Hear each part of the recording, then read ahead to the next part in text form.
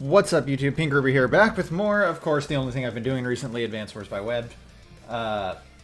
Before I get into it, just real quick, because this is not going to be a super long video. As always, link in the description to Advanced Wars by Web if you want to check this out and play yourself. Link to the Advanced Wars by Web official Discord, and link to my own Discord if you would like to hang out or, you know, challenge me to this game as well. So let's jump into it real quick. In my last video, I mentioned that I've had a lot of games that I haven't really felt like recording and that have ended really fast. And I thought that I thought this would be a good time to just kind of show off what I meant by that.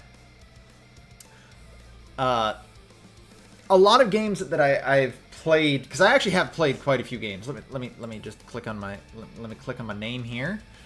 I've played 57 games, which doesn't seem like a lot, but like, I mean, there's people on here with hundreds and thousands of games or whatever, right? But when you consider that I've been busy with real life a lot, and two, I only really picked up this website, you know, a month and a half ago, maybe. Like, yeah. But I've been playing a lot, and a lot of games, especially games with like random opponents, don't really last longer than, say, like 15 turns. Something will happen, someone will get a huge advantage, and the game just ends. And I felt like those games really aren't worth really going over, because generally a game that ends that quickly, something huge happens or someone makes a big mistake, and it's basically like, that's just GG. There's no real point playing out the rest of it. But I figure I should at least upload one or two of those videos just to really show what can cause that to happen and why those games, you know, why those games end so quickly. So this is the one I chose. It happened the other day. It's a low tier game. I think only tiers 3 and 4 were legal in this one. My opponent's playing Lash. I'm playing as Rachel. Technically, I feel like the best when you're playing in tier 3 and 4, I feel like the best COs that you can pick are like Drake or Kindle, but Rachel is Ultra Bay, so she's the one I love playing. Actually, I also love playing as Lash, but as you can see on this map, Lash isn't super good. The movement penalty reduction that she gets from her CO power isn't super useful on this map that is heavily roads and shores, which means very little gets penalties anyway. There's also, you know, there's basically no mountains, so her infantry won't even gain anything from that. This isn't a super big map. 20 by 21 by 18. And despite being a small map, we've still got triple base, which I found was insane, and double airport, which is crazy to me. There's also double ports, but these don't really matter. They're literally transport only, otherwise they're just completely landlocked. And then there's also a comm tower on it. So, like, this is a really dense map on a really small scale. So, yeah. Anyway, jumping right into it. Oh, also, we both start with a neutral... What are these called? A neutral lander. Whatever. This isn't a great game by any means. I'm not showing this game off to be like, yo, look how good I or my opponent is. It's just sort of, again, I just want to show off why these games can end so quickly. So right off the bat, my opponent moves his lander down, or I should say up, into this port. I'm not exactly sure why. I move mine immediately to this neutral factory that I start capping as soon as possible, because obviously you want to have as many factories as possible, as early as possible, to start deploying units, you know, more units per turn. Just going to jump ahead here. Turn 5, I build my first recon. As you can see, I haven't really been pushing cities early. Like, I moved my first unit towards this base, and, you know, that was really it. And then towards this airport. And I haven't really been, like, I'm not pushing for the comm tower or anything like that super early. Jump real quick here into turn 6, and then I'm going to start taking it turn to turn.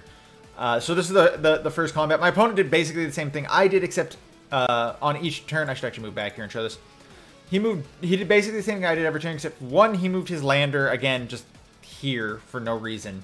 And on the end of turn 5, he built an APC. I feel like that was a mistake.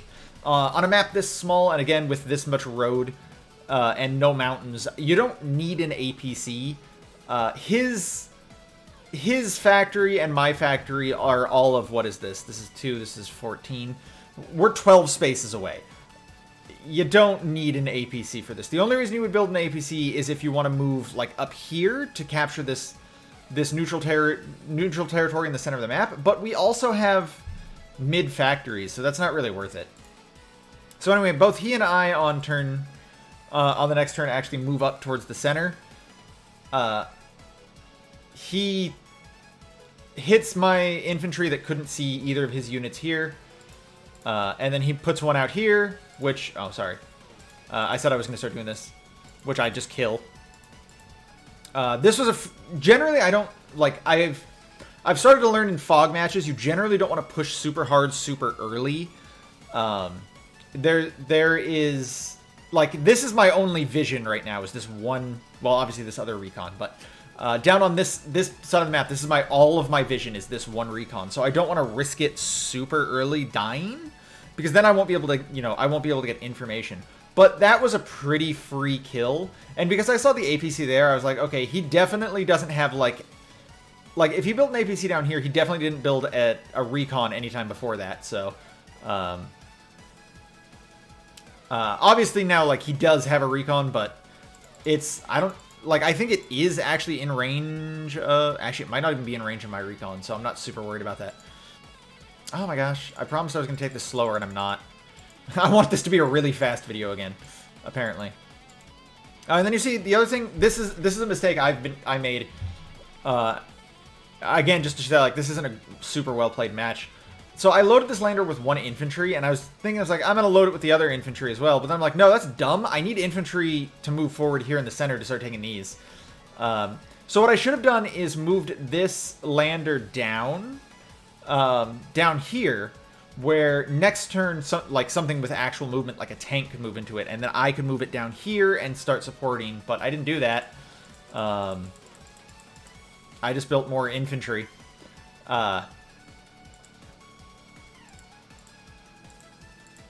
So, my opponent gets kind of aggressive here. He attacks my infantry here. He starts trying to cap my city. That makes sense, because right now, all he can see is, obviously, this weakened infantry that can't reach it. This 1 infantry that won't kill it, and then this other 5. Like, I'd have to give up this city to save this city. But then he obviously doesn't know I have a recon here either. And then, yeah, he does the same thing. He moves his recon into the forest. Interestingly, he started moving for these back cities way before I did. Like, I wanted to have my infantry up and forward. That's another thing I've started to really learn in fog maps, is that you can sort of ignore some of the closer cities until you've deployed more units forward. When I just have a turn where I just don't have anything better to build, I can just build infantry and then start taking these. But yeah, so I saved that city. And then again, like I said, I was like, ugh, I'm just wasting this lander. And even here, like, I think I make another mistake. Like, I've decided I'm going to put this tank on this lander, but I don't think I ended up moving the lander. So I figured he probably had a unit here in these trees, but I was like, it's worth it to find out what it is. And if he doesn't, I can, obviously, it's super good for me, but I sort of figured he did. Even just like an infantry in here, but there's the recon. But that's also when I learned he built the tank. At this point, I didn't know that my opponent was behind me in funds. So I was assuming he might also have a tank or another recon up here, which is unfortunately not true. If I'd known that, I could have moved up. He makes a very bad play here too. Definitely should have killed the recon. Killing this infantry is not worth it. Killing the recon, 100% worth it, because again, there goes all of my vision as far as he knows.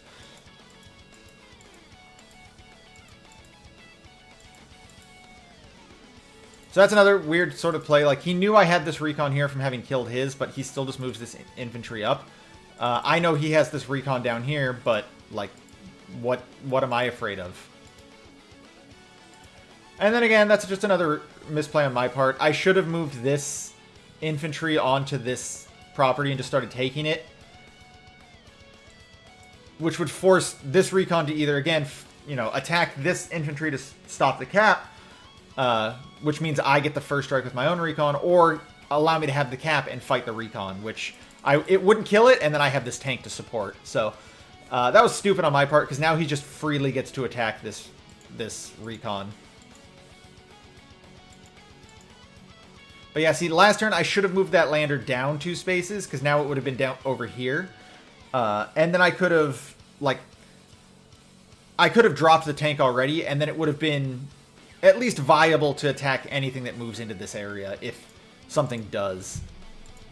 And then I realized, wait, I think I just kind of want this infantry down here more anyway, so I just drop it anyway. Like...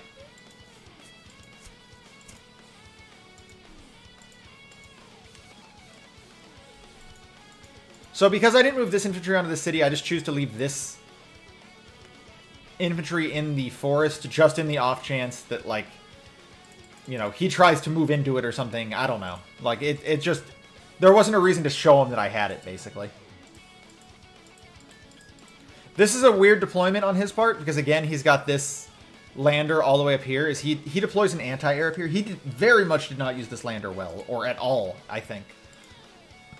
Like, I didn't use it well, but he used it, like, he didn't use it at all, which is way worse.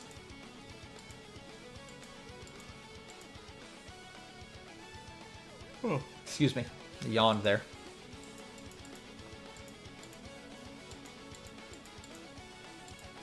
So it's turning into sort of the same game on both sides here, on both fronts. I heavily outnumber him in terms of units up here on top, but he's heavily outnumbering me in terms of firepower down here on the bottom. So we're both sort of in this arms race to sort of deal with, like, I have to put a bunch of stuff up here to deal with what he's put here, but he also has to put a bunch of stuff up here to deal with that. Like, theoretically, these fronts should even out. Unless he just completely surrenders one, like, up here, but he can't, because obviously this is where we have our HQs. We can't do that. We also both built copters on the last turn. Or rather, I built mine on the turn before, like, the turn before this. I was sort of just banking off the fact that he hadn't built an anti-air yet. And even if he did, I was also sort of banking off the fact that it wouldn't be able to move far enough up to hit this copter. But I, on the other hand, got to see his battlecopter, so I obviously built my anti-air right then and there.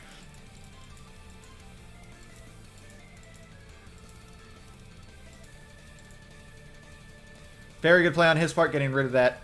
Like, I just did that, like, knowing I was probably going to lose that recon anyway. I wanted to see what he had built in these 2 spots. I wanted to know that he had a copter in case I needed to, build my anti-air, which obviously I did, and I also wanted to see what he was building on his factory, which a mech isn't super threatening to me right now, so. But yeah, so now we see the first use of his lander, which, very weird.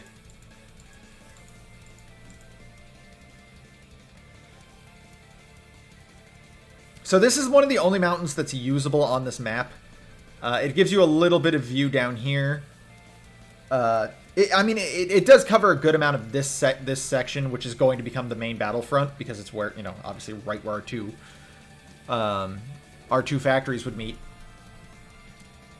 But luckily, I also still have this 5 HP recon giving me a little bit of view as well. It's not, I was gonna say, it's not super good. Not being able to see what he's got on his properties here is very annoying, especially because he's playing Lash. Obviously, Lash likes leaving units on their properties to get the extra, 30% attack bonus.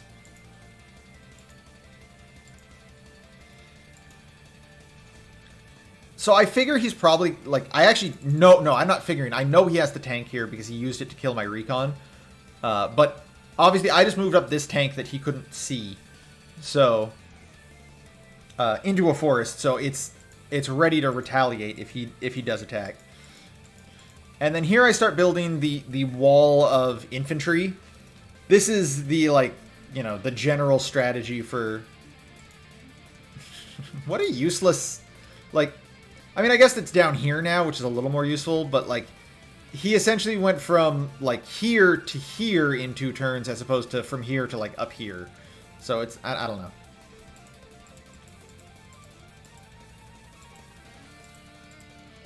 One-shotting a full HP infantry is not something that a tank can normally do on a plains, but he's got the 10% boost in attack power from here, as well as the, what is it, like 30% or 50? Is it 5% or it's 10%, so 30% on top of that. So very strong tank there.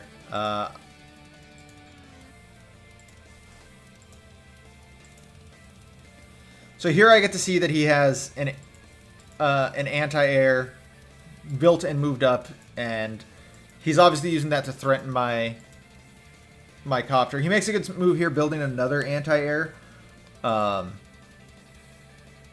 I make a bit of a mistake on this turn.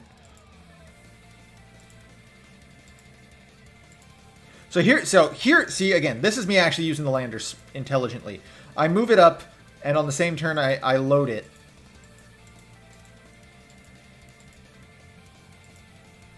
So yeah, this is where I see that he's got another anti-air, unfortunately. And I don't know why I stupidly thought it couldn't reach this spot. Like, if he had one. Like, I wasn't sure at the time, but unfortunately, obviously it can. So what that means is on this next turn, I'm going to lose my tank, I'm going to lose my recon, and I'm going to lose my copter. And this infantry. So I'm about to take a big hit down here.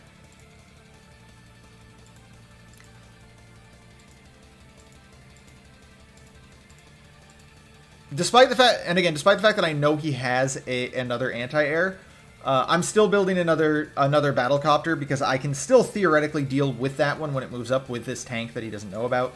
But when I say I made a mistake, what I mean is it didn't occur to me that he was going to be it didn't occur to me that he was going to be building meter as much as he did on this turn, because killing a copter builds a lot of meter.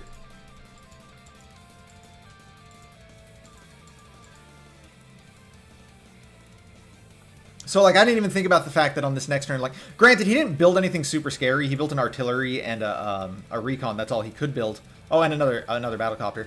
But it didn't, like, if I'd been thinking about that, I probably would have built differently, because I would have been like, oh, now he can move, like, if he builds, like, a rocket or something like that, that'd be really bad for me. Because he'd be able to move it directly into the forest on this turn, which you can't normally do because it's on tires from this position. Or if, like, even just, like, if he had built, like, a mid-tank or something, like, really scary, he'd have been able to deploy it directly into the field here. And even worse, I wouldn't even be able to see it, because, like I said, this anti-air is going to die. Or, I mean, this recon is going to die, theoretically, on his turn.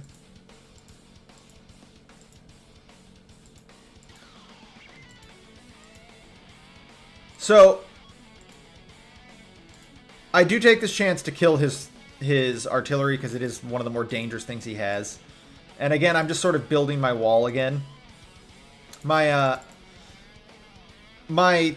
battlecopter is actually safe right here from his anti-air. He can't, like, there's too many things he'd have to kill in order to reach it. So, and he can't stop right here.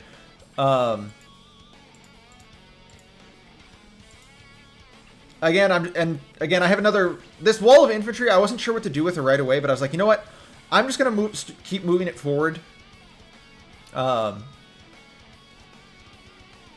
If he's not, like, I was thinking, if he's not really guarding these properties up here, I might be able to steal one with these 3, or even, like, get a cheeky little cap on his HQ.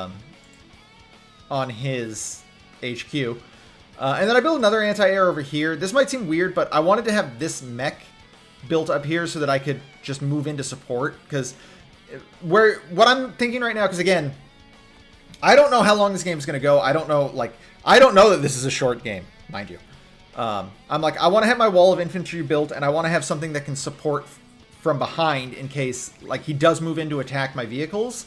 A mech is a very cheap but very strong answer to tanks or like recons and things like that. So, and then the other thing is I built this anti-air because if I run into, I was thinking if I run into infantry down here, I can move down this way to support, or I can just move up the shores here and just immediately put it next to this anti-air as well. So my opponent activates terrain tactics here. Very good choice. It allows him to, you know, basically, like, look at that. You would never do that much damage to a tank with a recon, but interestingly, I think this was sort of a wasted terrain tactics because he didn't really fight much of what I had. And he didn't even get a lot of good movement out of it, really. Like, this was a wasted CO power, I feel like. Like, when you use Lash's CO power, you either A, want to get a bunch of units across a bunch of terrain that they wouldn't be able to normally cross quickly. That is, you know, rockets that have their tires so that they can't, you know, that would be stuck on 1 to 2 movement per turn. And you want to move them, you know, up towards the main battlefield. Tanks through trees, infantry through mountains and stuff like that. Or, obviously, you want to just take advantage of the big power boosts you can get and knock out a bunch of units. He did not do that. I think he killed 2 units? He killed my recon and my infantry, and that's it. So that was not a good CO power. The other thing, and this is big here, is he moved all of his units into one spot up here on top. Now, I'm at 99% basically. I'm at 99.5% basically on my CO superpower. I feel like my opponent does not fully understand how Rachel's CO superpower works. Having all of your units clustered right here means you're going to take probably 2 missiles on them, which is just a huge blow. But we're about to find out why this was such a short game. So, I needed a little damage to charge my CO superpower, but I absolutely wanted to use it this turn because I knew he had a bunch of units up here. I'd seen him move his helicopter down. I know he has this helicopter here. I was like, I might be able to hit both helicopters if they're close to the lander, because that's a lot of money worth of units right there. So I just take this chance to attack this recon with the tank and then kill it with the mech before popping the power, because it wasn't actually necessary to pop the power right there. And then I move some units in, because none of these units, in my mind, I'm like, none of these units are probably going to attack this turn. And then I pop my CO superpower, and things go very badly for my opponent. Now, this did not update properly because I want to say it's because of these being in the trees, the fog of war doesn't want to show their HP. So in my mind, here's what I thought was going to happen. I thought 1 missile was going to hit down here, and hit this cluster of enemies. And then I was like, probably 2 of them up here. And I'm going to do, you know, 6 damage to some stuff up here, 3 damage to some stuff down here. It's going to put me at an advantage. I can start pushing next turn because he's not at full HP and he can't really deal with that well. That is not what happened. All 3 missiles hit up here. Knocked this recon down to, I think 4 health. I think both of these recons got knocked down to 4 health. This tank to 1, this infantry, you know, this mech to 1, the lander to 1, this copter to 4. This is an insane blowout.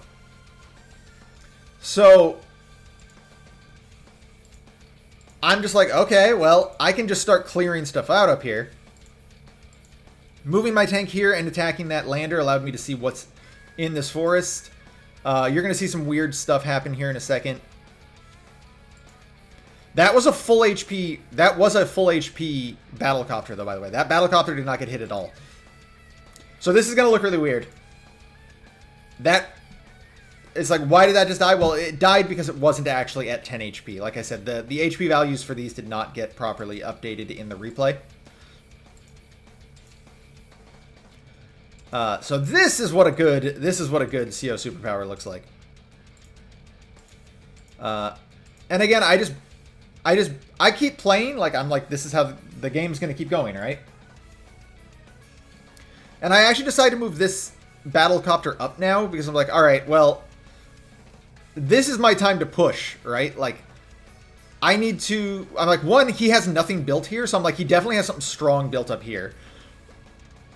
Two, he, like, as far as I know, he probably doesn't have anything really infantry-wise here in the middle, so I might be able to support this infantry and start capping, you know, center buildings and stuff like that.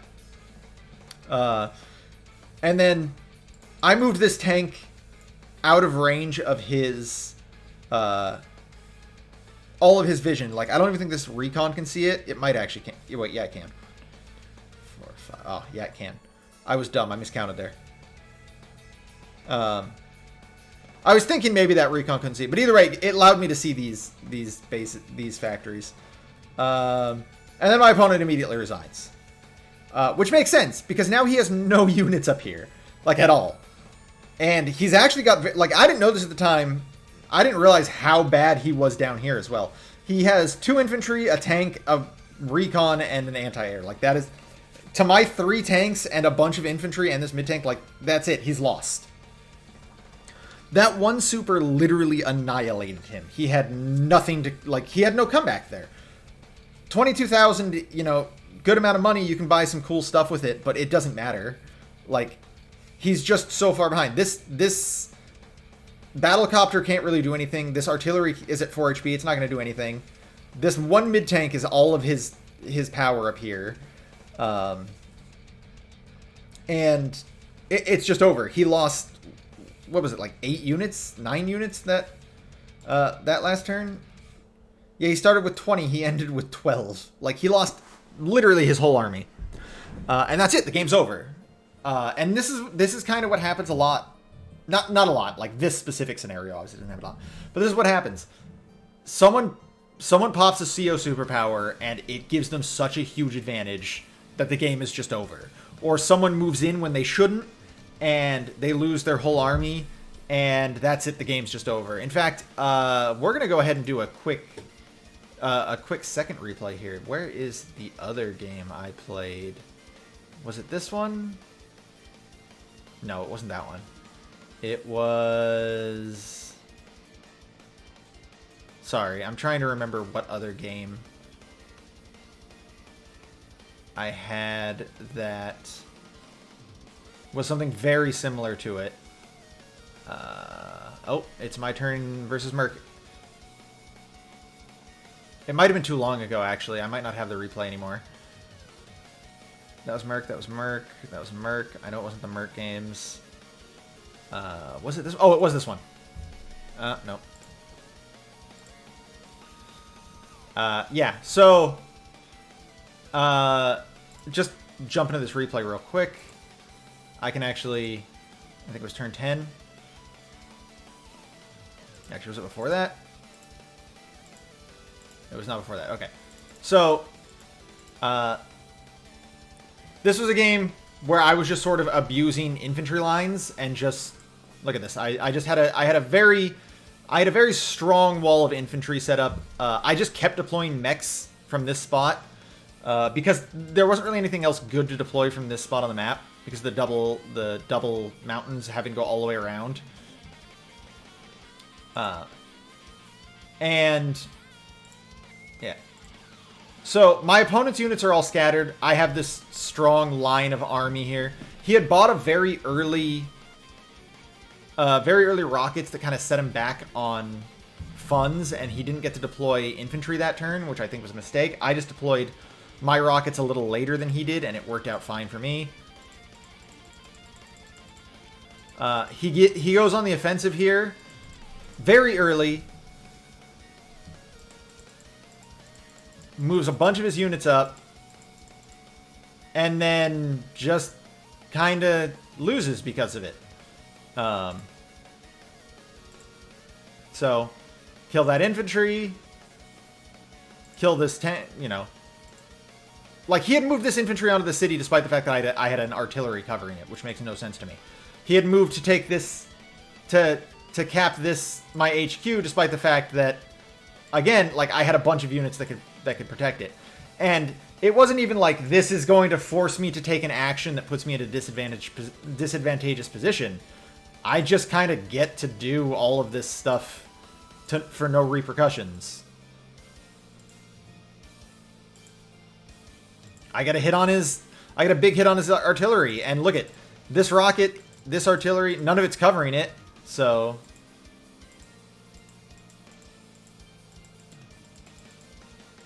And then, like, I didn't have to worry about actually stopping this cap, because it's still at 10, he's got 2 HP. I didn't have to worry about stopping this cap, it's still at 10, he's at 3 HP. Like, the game was over on this turn, but, I mean, he still played it out for a little bit longer. But that forced him to have to move all of these units back instead of doing anything with them. I got to heal off a bunch of damage that I'd taken. Like, now, like, generally, Andy's CO superpower is way better because you get, you know, 5 HP back to everything. Like, you can really turn the tide there. But I have so many units that are at, you know, 8 health, 8 health, 8 health, 7 health, 9 health, 9 health, 9 health because of the Urban Blight. I'm like, screw it. Let's just go back to 100% HP. And again, like, he just moved in very hard and got nothing out of it. Like, that's it. Nothing, like, he made the mistake of moving in too early. He made the mistake of investing too much in one unit too early. And he has to just resign because the game's over. Because look at that, 31 to 19 units. And that's just sort of similar to the other, like I said, like, that's just something that happens. That's turn 13 again. I've had quite a few games like that ended like this. I've had games where it ended, by the way, on my part. Like, I can show you the one of the games I had against Merc. This game. Oops. Look at this. Turn 10. I just resigned. Like, look at the. The thing was too, like, it wasn't even that I pushed too hard. Like, because I hadn't actually pushed on him yet. It was that I made a mistake on how I moved my units that I didn't realize left me open because of the, like, of no movement penalty at all for Sturm. And it allowed him to take out a handful of my units up here. And at that point, the game's over because, like, I just didn't have an answer to all of this. So I just forfeit, because that's it. There's nothing that can happen here that would have caused me to win the game, or even really come back from this. I was just too far behind at that point. So, and even though it's turn 10, like, you can be too far behind on turn 10. So, anyway, yeah, that's just sort of it. Like I said, you probably won't see any more of these games. You got to see 3 of them in this one, so don't feel super upset about that. But I very likely won't be uploading any of these games that end, you know, turn 10 to 15, just because I just don't really think there's anything to gain from it. It's because it's usually one of these same simple mistakes. Someone pushes too hard, someone gets absolutely blown away by a CO superpower, or something like, you know, an Urban Blight that just hits so many units, and, you know, not only does it drop them all significantly in HP, but it costs a bunch of money, therefore just ruining their turn and something like that. A Drake Tidal Wave or something like that, or an Olaf Blizzard that just absolutely decimates an army, and there's just not really a good comeback from it. Anything like that, not really worth posting, because there's not really anything to learn from it, and it's not really an interesting video even to watch. Like, let's be real, was that game versus Lash interesting? it was just sort of, we stared at each other for a little bit. We tapped at each other's armies, and then my CO superpower won me the game. I don't know. It wasn't like it wasn't as interesting to say like the Grit Colin game where I was super far behind, but I played to Grit's strength so hard that I managed to sort of pull it back, thanks mostly to one Grit's insane strength and also the Colin player making not the best decisions sometimes. But like there's stuff to learn from that. So yeah. Anyway, that's it for this video. The next one will be a lot more interesting. I'll try and find a game that's really worth posting. But until next time, guys, this has been Pink Reaper, signing out.